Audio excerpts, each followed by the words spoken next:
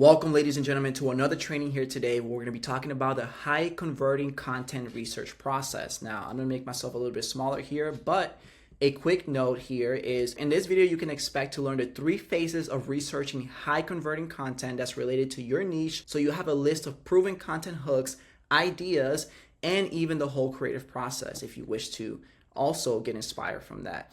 Now, the reason why this is important is because you will have a lot more clarity as to what's already working in the market, and you'll have an unlimited amount of content ideas to choose from so you never run out. All right, with that being said, let's go ahead and jump straight into it. The very first part here is I'm going to show you how the process works. The very first thing we're going to do is we're going to do some planning. Then we're going to do some research together, and then we're going to show you how to take action. And then I'm going to give you some examples and frameworks you can follow. And by consistently applying this framework, you'll not only see growth in your followers, but you'll also develop a list of clients who are ready to buy. Now, let's go ahead and jump straight into phase 1, which is planning your strategy here. The very first thing you're going to want to do is define your niche. So what is your niche? In simple terms, your niche is the area in which you are an expert. Some things you want to keep in mind is the person, problem, promise, path, packaging, which is going to help you create your offer. Now, the second part to this step here is going to be identifying your subtopics. What are your subtopics? Your subtopics are the specific categories within your niche that you want to focus on, right? We want to make sure that we have our subtopics so that we can create our content pillars. And then you're going to want to have your relevant keywords. What are keywords? Keywords are searchable terms or words related to your niche and subtopics. These words can help you in guiding your content research process, which I'm going to show you here soon. To really give you a quick overview is going to be the niche, subtopic second, and third, your keywords. Here's a quick example for you. Niche, fitness and wellness. Your subtopics are going to be strength, nutrition, mental health, flexibility, and your keywords are going to be muscle building, healthy eating, stress management, stretching routines, workout plans, protein intakes, mindfulness, core strengths, flexibility exercises, and self-care. That's just to name a few there. Some examples of this can be Marie. She's a personal development and business coach, and her subtopics are entrepreneurship, mindset, productivity, marketing, and communication. And you can see here her social media if you want to creep on her a little bit. Just kidding, if you want to just go ahead and check that out. Anyways, Dr. Eric Berg is going to be health and wellness coach, and his subtopics are going to be ketogenic diet, intermittent fasting, nutrition, weight loss, hormonal health. And then last but not least, you have Gary Vee here. We all know what he does, social media and entrepreneurship, and his subtopics are social media marketing, entrepreneurship, personal development, business strategy, and digital content creation. And you can see here all of their social medias. If you wish to go check that out, you're more than welcome to do that. So let's go ahead and get into phase 2, which is going to be market research. Now, with your market research, I'm going to show you how to first do this through Instagram. And I'm actually going to do this with you live here on the call. So the very first thing I'm going to do is I'm going to pop up my phone and all right, so I'm going to pop open my Instagram here, and then I'm going to search up one of our keywords here. So one of the ones we have is called muscle building. So I'm going to look up muscle building, and usually you'll have the For You page, but we want to go ahead and scroll all the way to Reels. And then we're going to want to look at any Reels that are over 500,000 to 1 million views. And then we are going to want to go ahead and save them. So I'm gonna go ahead and click on this here. So this is a B-roll video with some text. I'm gonna go ahead and save this to a new collection. I'm gonna call it the keyword that we use, muscle building. So I'm gonna save that there, and then I'm gonna scroll out. Let's see this one here. No, probably not that one either. Let's see this one. We're gonna stretch your lats. You wouldn't just like lift your arm here. I like this one here. Pull down. Okay. You think about the lat fibers. Muscle building. So I'm gonna just do 2 here just to go through the process a little bit quicker. But you're gonna want to pick anywhere from 10 to 20 videos. I recommend at least 20 per keyword that you can start with, and then you can increase that number over time. So now that I have this here, I'm gonna go ahead. Stop this recording. Okay. All right. So now that I have this here, you can see the process again. You go to Instagram's You go to your Instagram's Explorer page, you go to the search bar and type in one keyword, switch to the Reels tab, click videos over 1 million, click videos over 500K to 1 million views related to your niche, and save them. Now the next one here we're gonna do is the TikTok research process. Now for this process, we're gonna go ahead and do something very similar, and I'm gonna go ahead and hit my screen record so I can show you guys here. All right, so I'm gonna tap into the TikTok here. Let's go here. All right, so I'm gonna tap into the TikTok here, and as soon as you pull up your TikTok, you can see here, there's your home page. I'm gonna go ahead and click on there, and then I'm gonna search up the same keyword that we did earlier, which is muscle building. And then I'm gonna click on that, and then what I'm gonna do next is click on the three dots here, click on filters, and click on like count so it can sort them out by likes. And then we can see here all of the viral videos here. Let's see this one. Okay.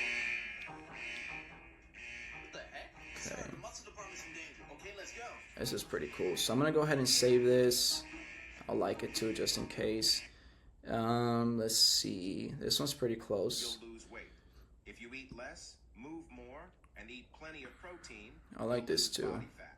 It's cool there. Let's see this one. Maximize your muscle growth. You should follow these 4 rules. This one has high editing, but I mean, Or make it your goal to get a pump. These will not build muscle. this is really cool. I like this too. See this one. This is a talking head video here. You're going to need to train each muscle group twice. If you go to the gym 5 days per week and you're trying to build as much muscle as possible, you're going to need to train each muscle group twice per week. And here's exactly how I would structure it. Day 1 is All right, cool. So now that we have those videos, we're gonna stop the recording and hop back in here. Again, you have the process here right in front of you. And we're gonna go ahead and jump into the Facebook research process, which I'm actually gonna do on my computer. What I'm gonna do here is I'm gonna pop in my Facebook, and the very first thing I'm gonna do is I'm gonna go here to groups. All right, so I'm gonna do an example with the groups that I'm already in. So one of the really good ones that I've seen so far is gonna be here 10X. It's basically Grant Cardone's group. This here got decent engagement here, got 16 comments. I like that one. I might go ahead and screenshot that and save it. But one thing that we can do here is we can actually go to this person's page. They might seem to be a little bit more active. As you can see here, they are posting a little bit more than the average person. So I could, save these posts here. I would just recommend screenshotting them and then uploading them to the spreadsheet I'm going to show you guys. But anyways, that's the Facebook method there. This one takes a little bit longer, a little bit more time, dedication, but it does pay great dividends once you find someone that's worthy of following and being able to draw inspiration from their content. So let's go ahead and keep moving on to the YouTube research process. For YouTube, this is actually quite simple, and I'm going to show you guys here. I already did a quick example, but I'm going to say social media or let's just do the one that we've already been doing, muscle building here. Search up the keyword, and then I'm going to go to filters, and then I'm going to sort it by view count. Now, once I sort it by view count, you can see here the most viewed shorts and long form content as well, which is really cool. And you can go ahead and save these videos here. You can save to a playlist if you wish to save it, or you can actually just click on the video and then copy the link, and I'm going to show you how to get these links into a spreadsheet so you're able to see how they structure their long form content. Or again, you can also, for example, click on this shorts. Let's see.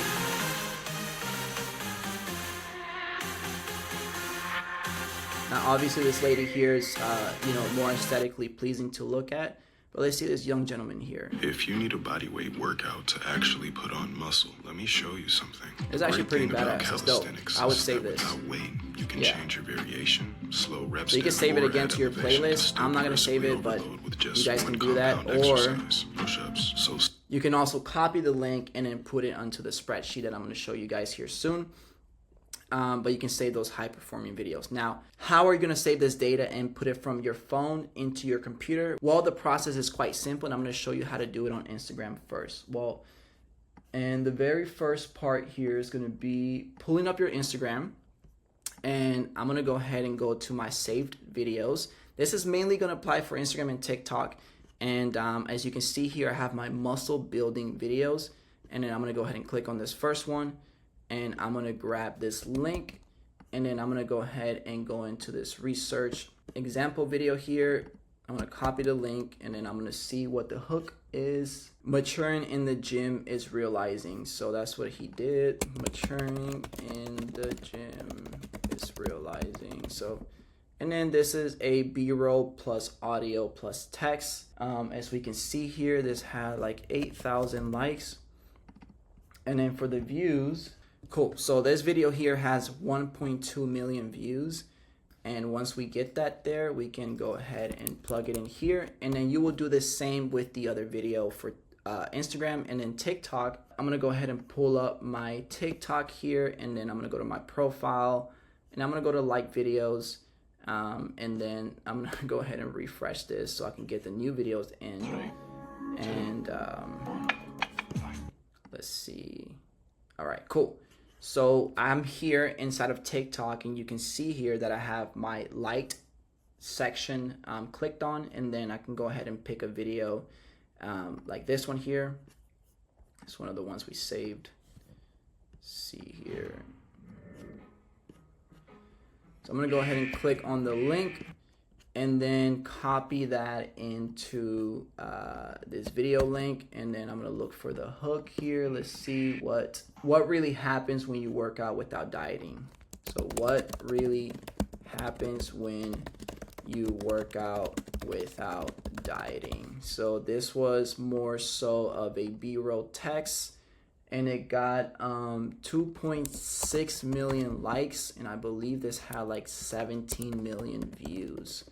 So there you go. You're gonna plug in the rest of this information here, and again for Facebook it's gonna be a little bit different, but the process still implies. What I would do here is, it might be a little bit slightly different, but let's see if we can save this post. Copywriting methods, let's just see what's in there, and then I'm gonna go to saved. I'm pretty sure it's the same way. Okay, you're gonna go to share. I think once you click on share, it should give you, yep, you should be able to copy the link and then go back into your spreadsheet. And then the hook for this was, when should one stop following on a prospect? I might actually use this. This is pretty cool. So this is a B-roll text. It only doesn't really tell you how many views this has, but for this one here, I'm actually going to change this to impressions, or actually comments. Yeah, comments. That's kind of more so what this is going to apply to. We had 16 comments here. Again, nothing crazy, but we'll still use it for the example, and 7 likes. Again, you can find a lot better content with a little bit more time and research, but for the sake of this video, I wanted to keep it short and sweet so you guys get the point. And then lastly, I'm going to go ahead and go into the YouTube here, which again, similar process here. I'm going to go ahead and share. I'm going to copy the link, and then I'm going to plug this in here, and then let's see what he used for the hook here. Let's take a look and see. Need to be to stay within the hypertrophy. So this is more so of a talking form. This had 99,000 likes, and then this one had, for views, I believe 1.6 million views for this video here. So cool. Now we have our content research sheet filled out, which is really cool. And then the next thing you're going to do here for phase 3 is going to be, go ahead and script your content, and you can use either the same hook that they used, or you can repurpose that hook with our 20 proven hooks template here that we have created for you guys. And you can just change the language, the verbiage of the hook in many different ways. But I would recommend using the hook that's already working and just inserting your own process or your own methodology or your own unique mechanism, whatever it is that makes you stand out. Do it that way, because don't copy them word for word, because plagiarism is just not cool. So go ahead and follow that process like that, and then you're gonna do a call to action. You can either do a soft or hard call to action. I have a video on this. A soft call to action can be like, hey, if you like this video, send it to a friend. Or a hard call to action can be, if you want to lose 20 pounds in your first 6 weeks, then DM me the word belly belly, and I'm going to send you a free training. So that's a hard call to action and making them take the next step.